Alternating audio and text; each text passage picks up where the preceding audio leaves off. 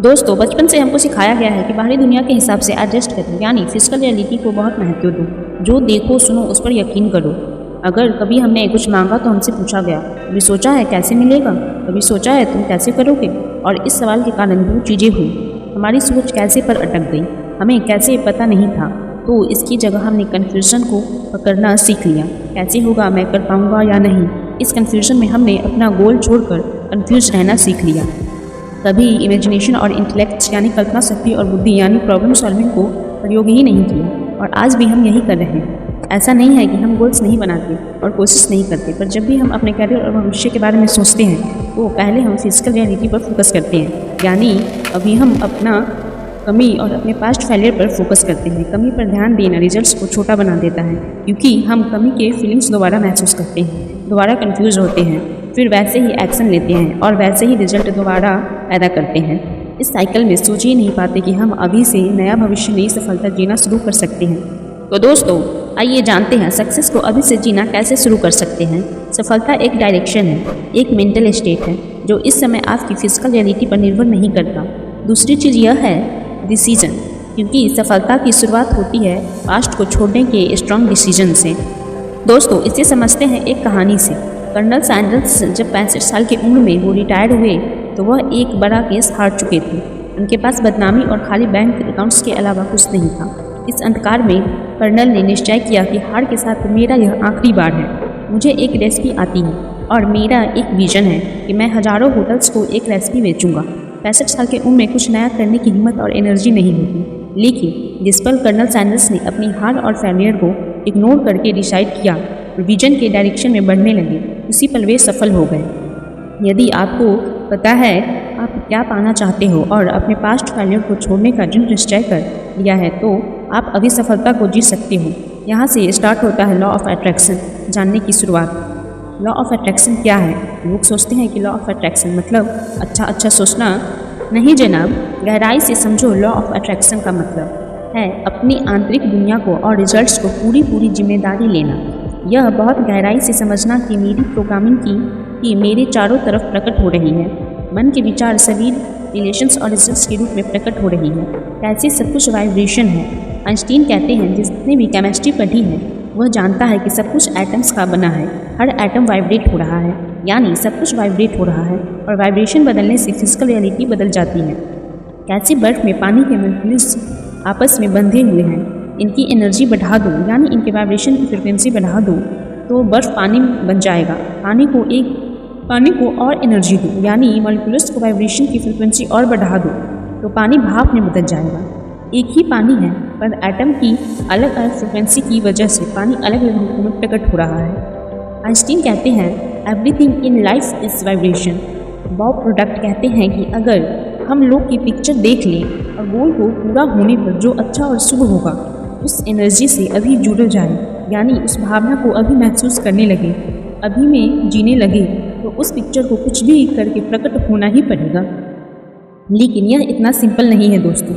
हम अपनी frequency control नहीं कर पा रहे हैं, इसलिए हम सब अपने रिजल्ट से अलग हैं। इसलिए हमें सफलता अनिश्चित लगती है। हम सफलता को यानी जीवन को पूरी इंटेंसिटी के जीने लगे, इसके लिए हमें मन और विचारों के नियमों को समझना होगा। हम शुरू करते हैं सबकॉन्शियस माइंड से, आपका सबसे प्रभावशाली हिस्सा, जिसे आपने कभी देखा नहीं, जिसने आप कभी मिले नहीं, जिससे मन और शरीर को पूरी तरह प्रभावित करता है, वह है आपका सबकॉन्शियस माइंड। सबकॉन्शियस माइंड में 4 क्वालिटीज़ हैं जो इसे खास बनाती है। पहला, यह इमोशनल माइंड है। यह इमोशंस के जरिए अपनी फ्रिक्वेंसी बदलता है, मन और शरीर को प्रभावित करता है, और साथ ही फ्रिक्वेंसी के जरिए यह ब्रह्मांड से बात करता है। इसलिए इसके पास दूसरी खूबी यह है कि यह यूनिवर्सल माइंड है, यानी यह असीमित है। जिस स्तर पर आपके वाइब्रेशन होंगे उस स्तर पर यह ब्रह्मांड की असीमित बुद्धि और शक्ति का कुछ हिस्सा प्रत्यक्ष करेगा। सबकॉन्शियस माइंड की अगली क्वालिटी है पैराडाइम। दोस्तों, इसे समझने के लिए एक शब्द समझ लो, एक्सक्लूसिव कंट्रोल पैराडाइम। सबकॉन्शियस में बैठे मेंटल प्रोग्राम है, यानी बिलीफ सिस्टम, इंफॉर्मेशन और इमोशंस का गुच्छा है जो हमारी फ्रिक्वेंसी तय करते हैं। सरल भाषा में हम जिस समय जो नज़रिया रखते हैं, जो महसूस करते हैं और एक्शन लेते हैं, यह सब पैराडाइम कंट्रोल करते हैं। पर दिक्कत यह है कि सबकॉन्शियस माइंड शक्तिशाली है, लेकिन यह से फ़ायदा नुकसान नहीं जानता, अच्छा बुरा नहीं समझता। यह पैराडाइम के अनुसार फ्रीक्वेंसी और रिजल्ट्स पैदा किया जा रहा करता है, लेकिन यह अच्छा बुरा अपना नहीं समझ पाता। पैराडाइम मतलब सबकॉन्शियस माइंड में कुछ बिलीफ सिस्टम बैठे हैं और यह बिलीफ सिस्टम अच्छे बुरे, इनलॉजिकल, सही गलत कुछ भी हो सकता है। हमने कुछ महसूस किया और यह पैराडाइम बन गए। इसको एक छोटे से एग्जाम्पल से समझते हैं। पैराडाइम कैसे बनते हैं? बचपन में कॉन्शियस माइंड का फिल्टर नहीं था, जो भी कुछ हुआ भावनाओं के द्वारा अंदर उतर गया। जैसे कभी बचपन में इंग्लिश टीचर ने गुस्से में आपसे कहा कि इंग्लिश सीखना तुम्हारे जैसों की बस की बात नहीं है। हमने बहुत सोचा और असहाय महसूस किया। उसी पल इंग्लिश और असहाय का एक बिलीफ बन गया, हमारे सबकॉन्शियस में बैठ गया। अब जब भी इंग्लिश सामने आती है तो वही छोटापन और कमजोरी अंदर से महसूस होती है और हम किताब बंद कर देते हैं। फिर यही असहाय की भावना कुछ नया करने के लिए भी होने लगी। फिर समय के साथ कुछ भी नया सीखने में यही रुकावट प्रकट करने लगी।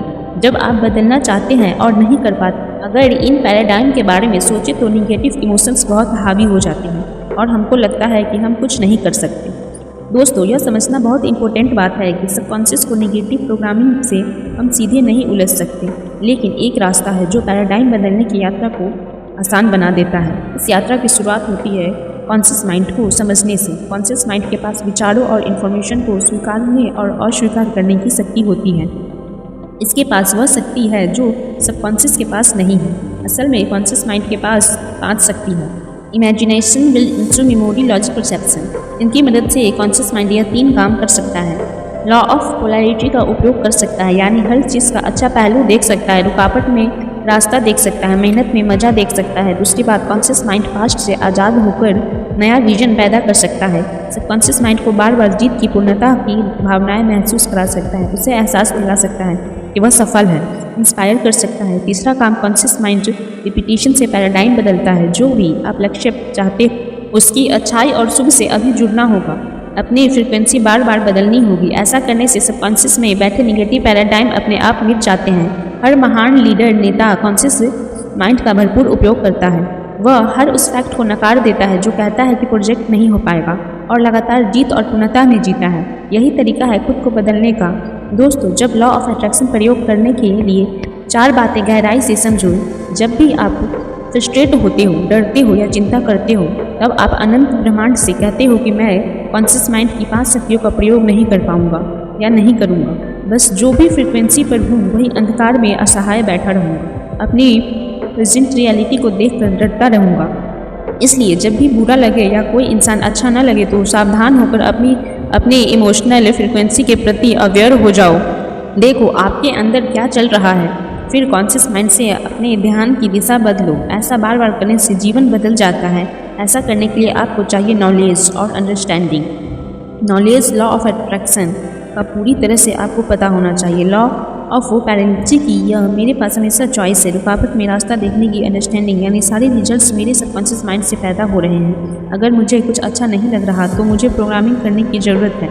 नॉलेज और अंडरस्टैंडिंग के लिए आपको निरंतर कॉन्शियस माइंड और सबकॉन्शियस माइंड के बारे में सीखना होगा। इसलिए फीड द कॉन्शियस माइंड अच्छे गहरे वीडियोस और किताबों के रूप में कॉन्शियस माइंड को अच्छा कंटेंट दो, क्योंकि पुरानी आदतों की वजह से हमारा मन ज़्यादा अलर्ट नहीं रह पाता और हम रिएक्ट करने लगते हैं।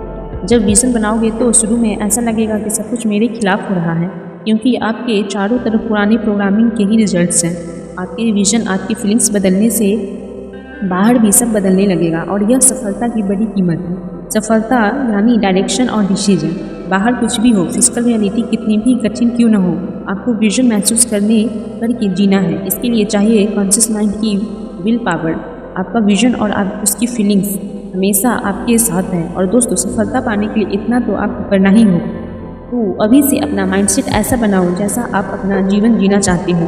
और हाँ, वीडियो पसंद आई हो तो अपने दोस्तों और फैमिली मेम्बर्स के साथ यह वीडियो शेयर जरूर करें। और हाँ दोस्तों, यह वीडियो को लाइक और चैनल को सब्सक्राइब करना बिल्कुल न भूलें।